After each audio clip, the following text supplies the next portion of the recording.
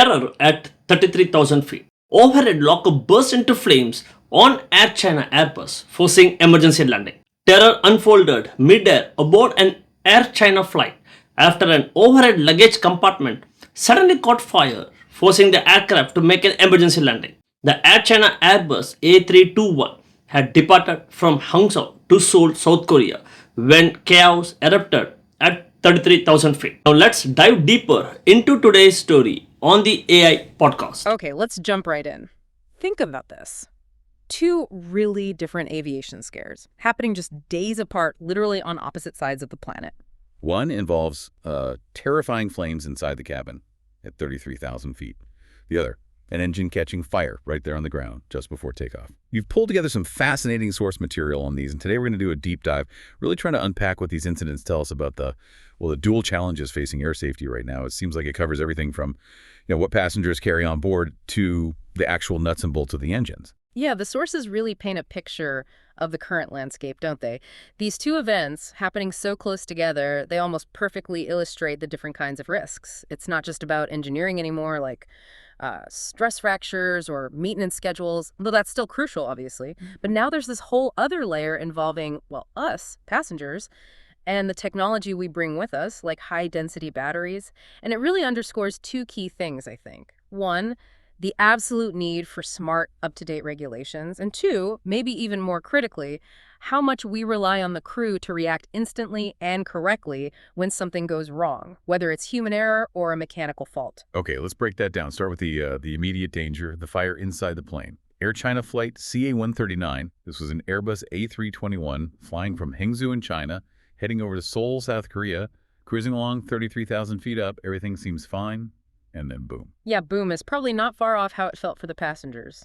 The descriptions in the sources, the images, they show real chaos. Thick smoke filling the cabin. And then the overhead bin itself on the right side of the plane just bursting into actual flames. I mean, fire on a plane at that altitude. Yeah. It's the nightmare scenario. It really is. Yeah. And what's so significant here, modern is the cause. This wasn't faulty aircraft wiring or anything like that.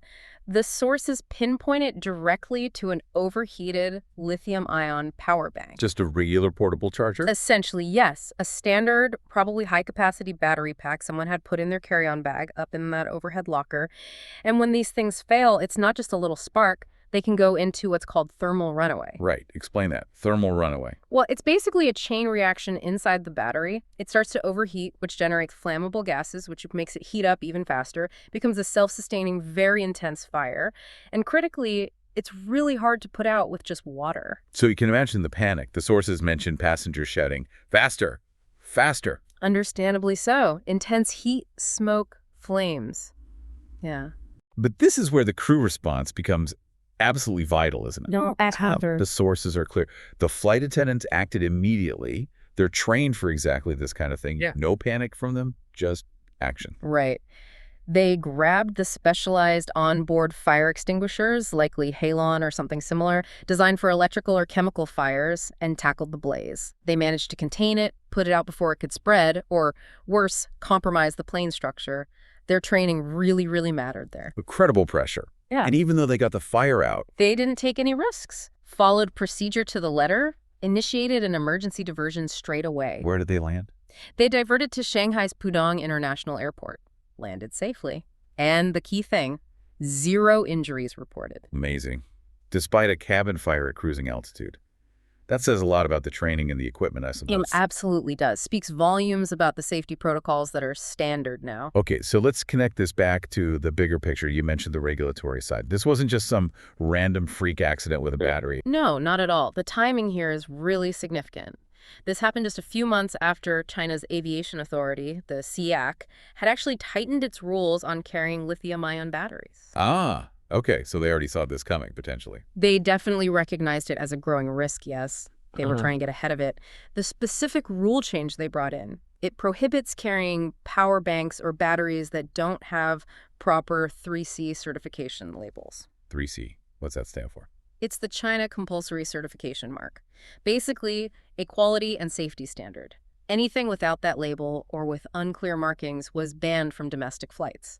The idea was to weed out the cheap, potentially dodgy batteries that are more likely to fail and cause exactly this kind of thermal runaway. So they were trying to ensure only verifiably safe batteries got onto planes. Exactly. It's an attempt to enforce safety at the level of the individual consumer device. And that, for you listening, is really the crux of it. It shows that regulation isn't just about banning things outright. It's about setting clear standards, like needing that 3C certification. But as this Air China incident proves, even with strict rules, enforcement is the real challenge, isn't it? It absolutely is. Somehow, this non-compliant or faulty power bank got through the checks, or maybe the failure was unexpected even in a certified device. We don't know all the details, but the point is that single failure, that one item slipping through the net, immediately created a critical, life-threatening emergency. And it put everything onto the crew's shoulders to handle it perfectly, which thankfully they did. Precisely. Okay, let's pivot now, because the sources you shared immediately switch gears, don't they, from passenger-related hazards to, well, the plane itself. That's right. A completely different type of incident, just days later, but equally serious in its potential consequences. We shift from China to Australia. This was Rex Airlines, flight ZL4888, Regional Express, a flight scheduled to go from Adelaide to Broken Hill.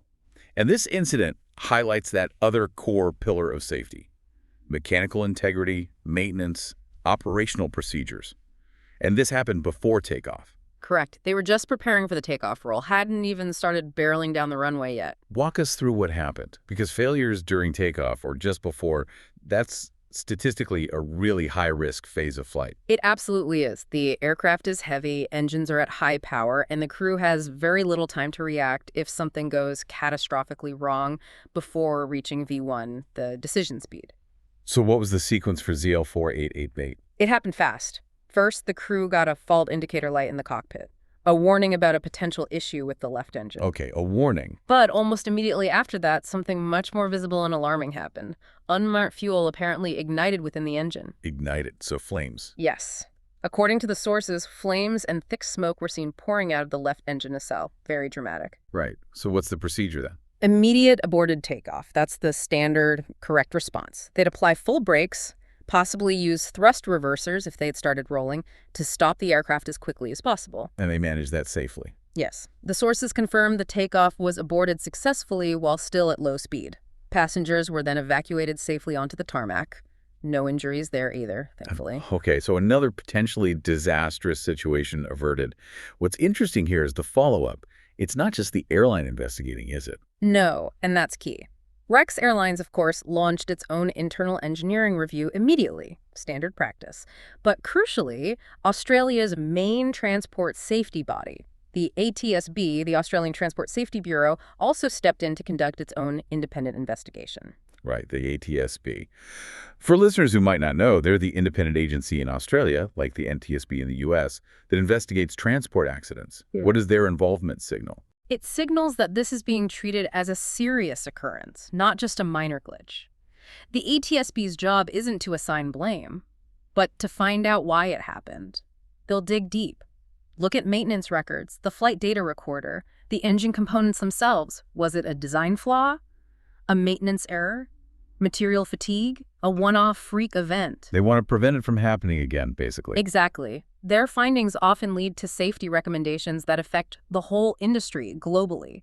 That level of independent scrutiny is vital for maintaining airworthiness standards. Okay, so bringing these two incidents together, the burning power bank on Air China, the engine fire on Rex Airlines, they seem totally unrelated on the surface. They do. One involves passenger actions and consumer tech. The other is about the machine itself. Well, what do they tell us when we look at them side by side? Yeah. What's the connection for air safety today? Well, I think, as you said earlier, they perfectly capture the sort of dual nature of modern aviation risk. Yeah, it feels like one is about managing what comes onto the plane: vigilance, regulations about batteries, passenger awareness, almost an external threat in a way. A fight against, you could say, poorly made or misused consumer goods entering a very controlled environment. And the other incident, the engine fire, that's the traditional challenge, right? The internal threat. It's about meticulous maintenance, engineering integrity, catching failures before they happen, a fight against, well, physics and wear and tear. I think that's a good way to put it, but there's a key difference in how you tackle them, isn't there? How so? Well, the mechanical side, while complex, is ultimately a more controllable system. You can mandate specific parts, inspection schedules, engineer training.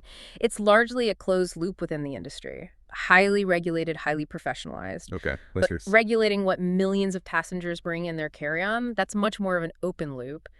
How do you effectively enforce a technical standard like 3C certification on every single power bank crossing through security every day worldwide? Yeah, the sheer volume must be incredible. Yeah, exactly. The system has to be designed knowing that human error, someone forgetting the rule, or having a faulty device they didn't know about is almost inevitable.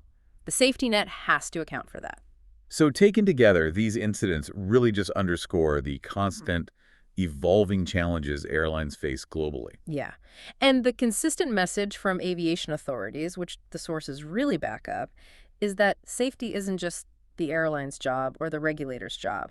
It's a shared responsibility. From the passenger making sure their battery's compliant, to the engineer doing the engine checks, to the crew executing emergency procedures. Precisely. Strict adherence to guidelines across the board is paramount. You know, reflecting on these sources, what really stands out to me is actually the success stories hidden within the scares. How do you mean? Well, the fact that in both cases, a fire at 33,000 feet, an engine exploding on takeoff, nobody was injured. That's not just luck. No, definitely not luck. It's proof that the system, despite the evolving risks, actually works most of the time. The crew training, the emergency procedures, the aircraft design, the independent investigations afterwards, it's all designed to contain failures when they do happen. It shows the robustness of the multiple layers of safety built into modern aviation. While the risks are real, whether from new tech like batteries or old issues like engine reliability, the system is designed to manage them through constant vigilance and rigorous processes. Okay, so let's leave our listeners with something to think about, building on what we've discussed. We've seen how a national body, like the SCASH in China, brought in a very specific technical rule, that 3C certification to tackle the battery risk. Right, a domestic regulation for a global technology. Exactly. So if that kind of specific technical standard is needed, what's the next big challenge for aviation authorities globally? Is it maybe trying to enforce rules like that internationally? That's a huge question. Think about it. You fly from Airport A, which has super strict checks for battery markings, maybe even scans them, but you land at Airport B in a different country, where maybe the priority is just getting bags through quickly and they don't look closely at certifications. Yeah, the standards aren't uniform globally. So where does the responsibility lie? If a battery bought in country X causes a fire on a flight to country Y, who should have checked its certification? The airline. The security staff where you started, the regulator in the destination country. It becomes a real headache of jurisdiction and harmonization. Right. The technology travels globally, effortlessly. The regulations and the enforcement, they often don't. They hit borders. It feels like a major point of friction. You have global tech, global travel, but still quite fragmented regulatory enforcement. How do you create a truly global safety standard for something like consumer electronics that everyone carries? That really is the frontier, isn't it? Balancing national rules with the need for consistent international safety standards. It's complex. It certainly is. Well, this has been a really insightful deep dive. Thanks for walking us through these sources. Good discussion. Always important to look at these near misses. Absolutely. We'll catch you next time.